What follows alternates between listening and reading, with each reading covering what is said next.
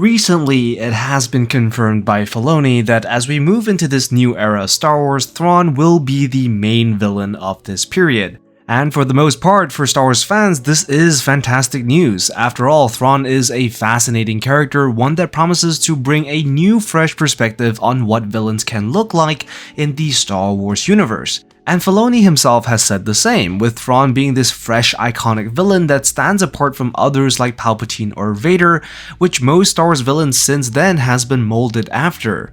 But as everyone is excited for Thrawn to be the new face of the bad guys, I actually think that everyone is forgetting that Thrawn isn't actually a villain, at least not in your traditional Star Wars sense. In fact, I would go as far as to describe him as more of a pragmatic anti-hero, certainly capable of villainous deeds, but not incessantly hateful or malicious, at least not the Thrawn in canon. You see, traditionally speaking, villains in Star Wars have always represented a facet of evil. You have Palpatine, who is the embodiment of it, with his whole existence designed to be a physical manifestation of it. On the other hand, you have villains like Vader and Maul, who are evil in their own right, but also slaves to it. Then you have others like Dedra and Cyril, who, while complex in their own way and not necessarily the embodiment of complete evil, but represent those guilty in facilitating its possibility. Thrawn, on the other hand, doesn't really fit into any of these categories, at least not straightforwardly. And part of that is due to the fact that Thrawn isn't a true Imperial. Unlike others like Tarkin, Gideon, or Pelion, Thrawn isn't a die-hard fan of the Empire. In fact, he sees it more as a means to an end. And the primary reason for that is that Thrawn's true loyalty lies with the Chiss Ascendancy, which is located within the unknown regions and relatively unknown to the rest of the galaxy. And if you read the Thrawn trilogy and the Thrawn prequel trilogy, you'll find that the only thing Thrawn truly cares about is the Ascendancy, his home. And the only reason why he pledged his allegiance to the Empire is so that he may find and gather resources for the Chiss to defend themselves against an impending invasion from the Grisk, a cruel race of aliens whose whereabouts are currently unknown. And Thrawn has actively recruited members of the Empire to join the Chiss Ascendancy. The first being Eli Vanto, and the second being Krennic's assistant director Brearley Ronan. Much like the Thrawn in Legends, he knows that there are bigger things at stake. He sees the conflict between the Empire and the Rebels, now New Republic, as a sideshow for the main event. And prior to his disappearance in the collapse of the Empire, Thrawn had hoped that the Chiss would be able to leverage the vast resources of the Empire when the conflict with the Grisk comes to a head. Simply due to the Grisk's expansive nature, they are indeed a threat to all. And so, with Thrawn set up to be featured as the villain in the Ahsoka show, we need to keep in mind that his motivations and designs are not yet clear. If at all, his promised return on the side of the Empire actually raises a lot of questions. One could assume that with the Empire now collapsed, Thrawn might have come to the conclusion that what remains may no longer be useful for the Chiss.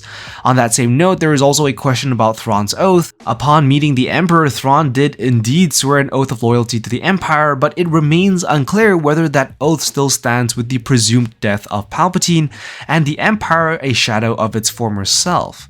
Not to mention, Thrawn has also made it very clear to his fellow Chiss counterpart Admiral Aralani that while the Empire has the loyalty of his actions, the Chiss still have the loyalty of his heart. And so it's entirely feasible that the Imperial Thrawn that we see in Ahsoka may not stay Imperial by the end of the story.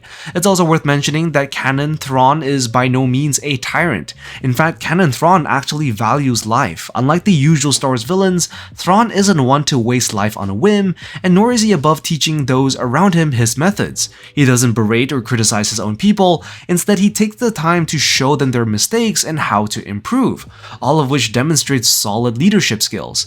Now make no mistake, Thrawn's aversion to killing unnecessarily is not due to some altruistic concern for others, but he actually sees them more as assets, and only an incapable military leader would waste such valuable assets.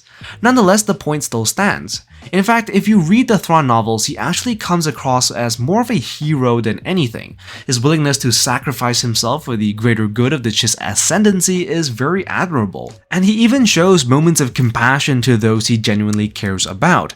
And so just as Thrawn is now on the side of the Empire, I could totally see him allying himself with the Republic should the circumstance require it. If given the right incentive and reasoning, Thrawn is more than capable of changing his mind.